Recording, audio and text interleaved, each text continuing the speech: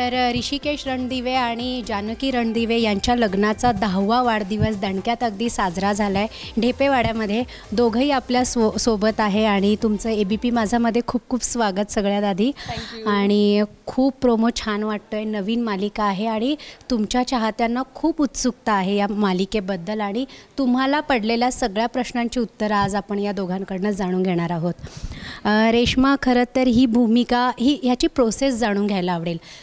मालिका तुझी आधीची रंग माझा वेगळा एका वेगळ्या उंचीवरती होती आणि त्याच्यानंतर ही मालिका, तर ह्या दरम्यान काय घडलं? रेश्मा कुठे होती? हा प्रोजेक्ट तिच्याकडे कसा आला? रंग माझा वेगळा ही मालिका जेव्हा मी केली तेव्हा मला अपेक्षा नव्हती की इतका तो विषय सेन्सिटिव्ह विषय होता. एका सावळ्या वर्णाच्या मुलीची गोष्ट होती, तिची लव्ह स्टोरी होती आणि ती एवढी लोकांना भावेल, मनाला आवडेल आणि एवढी पसंती मिळेल.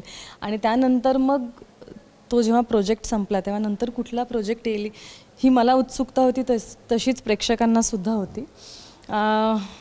चॅनलने सांगितलं होतं की रेश्मा आपण नक्कीच छान आणखीन एक कुठला तरी प्रोजेक्ट करू, पण हां म्हणजे बोलणं झालं होतं. असं मला वाटलं नव्हतं की खरंच ते मला ऑफर करतील. मी छान सुट्टी अनुभवली माझी. मी मस्त फिरायला गेले होते आणि सगळी बस ना छान गप्पा मारूया, झोपाळा मला फार आवडतो. तर मी सुट्टी म्हणजे मी फिरायला गेले होते तर तिथे मला अचानक कॉल आला की काय करतेस सध्या, कुठलं काम घेतलं आहेस का? तर म्हटलं नाही. तर ते म्हणाले लवकर ये, आपण एक काम करतो, एक प्रोजेक्ट करतो आहे. आणि मला काही कल्पना नव्हती की काय करतो आहे, कुठलं प्रोजेक्ट असेल. मी आल्यावर जेव्हा माझी मीटिंग झाली, ब्रीफ दिलं गेलं मला, तेव्हा मला असं खूप छान वाटलं. कारण आता तुम्ही जर बघत असाल माझी साडी, डोक्यावर पदर, किंवा प्रत्येकाला असंच वाटणार की अरे पुन्हा स्टार प्रवाहावर अशी हिरोईन असेल का जी साडी आणि मग रडत बसणार आणि मग कसं माझ्याबरोबर झालं आणि मग नंतर कसा विजय मिळवणार त्या गोष्टींवर. तसं नाही आहे. खूप स्ट्रॉंग कॅरेक्टर आहे, शिकलेली मुलगी आहे, गोल्ड मेडलिस्ट आहे. आणि जेव्हा तिचा चॉईस आहे कुटुंब सांभाळणं, कारण ती याच्यावर बिलीव्ह करते की जसं प्रत्येक करिअर असतं तसं हाऊसवाईफसुद्धा एक करिअर आहे, फुल टाईम करिअर आहे आणि ते पेलणं अवघड आहे.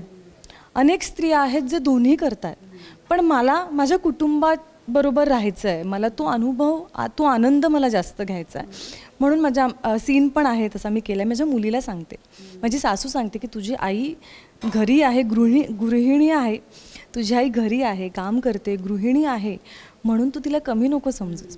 तिचं शिक्षण झालेलं आहे आणि ती शिकते म्हणून ती सगळ्या घराला सुद्धा तसे छान संस्कार लावते. तिला तिची मतं आहेत. जसं आत्ताच्या आपल्या मुलीला, आता तुझं लग्न झालं आहे, तू सुद्धा तुझ्या मुलीला सांभाळतेस, कुटुंब सांभाळतेस, काम करतेस आणि आपल्याला एखादी गोष्ट नाही पडली तर आपण ते छान पद्धतीने मांडतो. आत्ताची सून आहे 2024. ज्यावेळेस हे काम आलं त्यावेळेस मी अगदीच नोटीस पिरियडवर होतो आणि या कामाची मला ज्यावेळेस विचारणा करण्यात आली त्यावेळेस मला अगदी व्यवस्थितपणे हे कॅरेक्टर समजून सांगितलं, मला ही कथा समजून सांगितली आणि ज्यावेळेस ही कथा समजून सांगितली त्यावेळेस ही मला खूप आपलीशी वाटली. यातले कॅरेक्टर्स खूप आपलेसे वाटले, माझ्या घरातले वाटले आणि म्हणून मग मी तो विचार केला की एकंदरीत सगळ्याच गोष्टीचा विचार करून मग मी ठरवलं की नाही, आता ही एक मला चांगली संधी मिळते मला स्वतःला एका वेगळ्या भूमिकेत प्रूव्ह करण्याची आणि स्वतःला एक्सप्लोअर करण्याची. तर का नाही आपण ही भूमिका स्वीकारली पाहिजे. म्हणून मग मी विचार केला आणि निर्णयही बनवला की नाही, आता हा चान्स मिळतो, ही संधी मिळते, आपण या संधीचं सोनं करायला पाहिजे.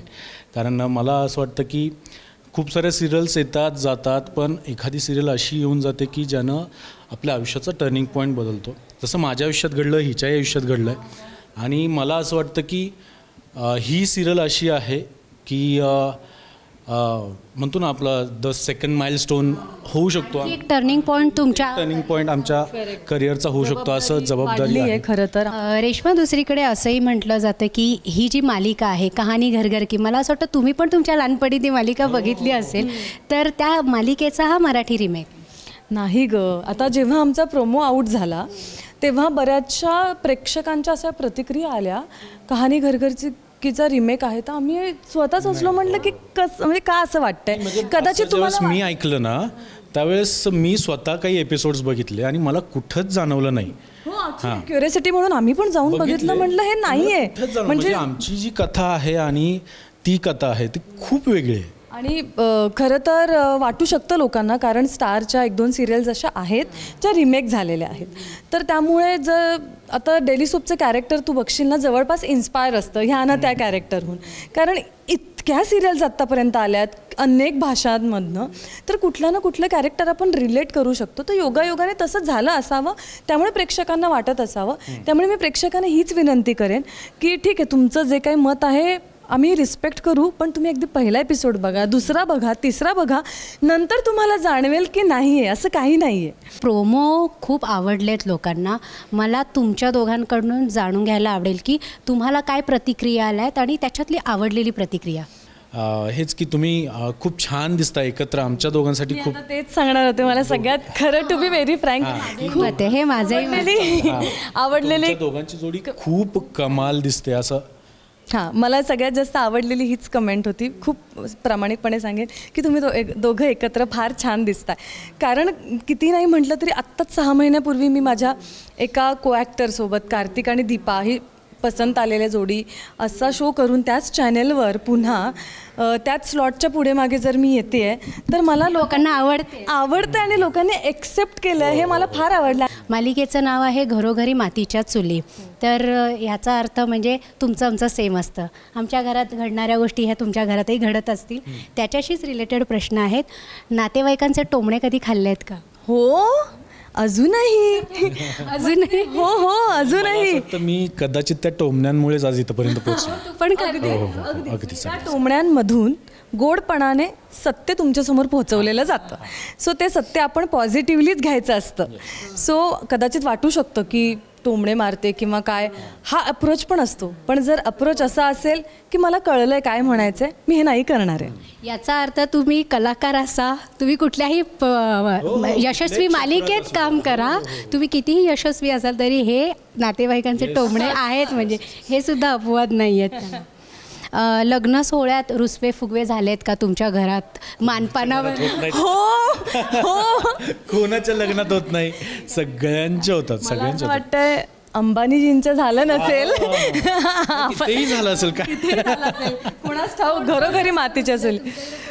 आमच्याकडे ना आता रुसले असं नाही सांगता येणार, पण नंदांचा मान असतो, आत्याचा मान असतो, सगळ्या गोष्टी असतात. हो, ते असतं. मग ती वहिनी मोठी असू दे लहान असू दे, पहिलं नंदेचा मान वगैरे, आणि तो तिला द्यायला पण पाहिजे. ते सगळ्याच कुटुंबात आहेत. तुमच्या फॅमिली ग्रुपचं नाव काय? व्हॉट्सॲप जो ग्रुप आहे फॅमिलीचा, त्याचं नाव काय आहे आणि कुठल्या गोष्टींची सगळ्यात जास्त चर्चा होते? ते सकाळी शुभ सकाळ, मग काढा प्या, हे असं असतं. लव फॉर एव्हर असं माझ्या व्हॉट्सॲप ग्रुपचं, फॅमिली ग्रुपचं नाव आहे. आणि सकाळी फक्त सगळे सिनियर जे आहेत ग्रुपमधले गुड मॉर्निंग, सगळ्या देवांचे फोटो, संकष्टी असू दे, एकादशी असू दे, हेच असतं. जास्त ते फोटो येतात. दुर्गा माता सिंहावर बसले आणि पाठीमागे चक्कर फिरत असतं. आणखीन असे मेसेज 10 जणांना पाठवा, साईबाबा प्रसन्न होतील. काढ्याचे हा काढा. माझ्या जिवाळा ग्रुप म्हणून एक आहे आणि एक आहे तो होमीज, असे 2 ग्रुप आहेत फॅमिलीचे. पाहुण्यांना सोडण्याची जबाबदारी कधी आली आहे का? खूपदा. म्हणजे लहानपणी तर मुद्दाम सोडवला जायचो कारण पैसे द्यायचे. आवडायचं कारण काहीतरी चॉकलेट घेऊन दे, आईस्क्रीम घेऊन दे, असं सगळं व्हायचं. आणि आताही जातो, मजा येते. लेट कर, शेवट जाईपर्यंत गप्पा असतात आमच्या गाडीत बसवेपर्यंत. शेवटचा प्रश्न, अवेळी पाहुणे आलेत आणि धांदल उडाली आहे का? हां, झाले. म्हणजे कधी कधी अचानकपणे त्यांचं काहीतरी काम निघतं आणि ते येतात आणि मग अचानकपणे ते घरी येऊन जातात असं. हो, कारण मी असं म्हणजे पसारा, मेकअपचं सामान वगैरे असं आई नेहमी बोलत असते, अगं वस्तू सापडत नाही जागच्या जागी, ठेव वगैरे. हो ठेवेन. पटकन बेल वाजली तर काका आला, मावशी आली, मग पटकन जे सगळं घ्यायचं एका मोठ्या पिशवीत कोंबायचं आणि तर डॉम करायचं. मग ते आहे, मग टोमणे मिळत नाहीत. तुमच्या दोघांनाही खूप खूप थँक्यू सो मच आणि खूप छान वाटलं गप्पा मारून. Thank you so much. Thank you. Camera person Prashant मानेसोबत राखी पाटोळे, ABP माझा, पुणे.